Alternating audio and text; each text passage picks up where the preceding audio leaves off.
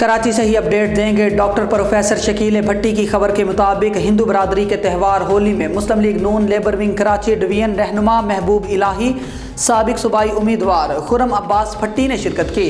اس موقع پر ہندو M N اے doctor درشن لال کی جانب سے ہندو برادری کو ہولی کی خصوصی مبارکباد دی گئی۔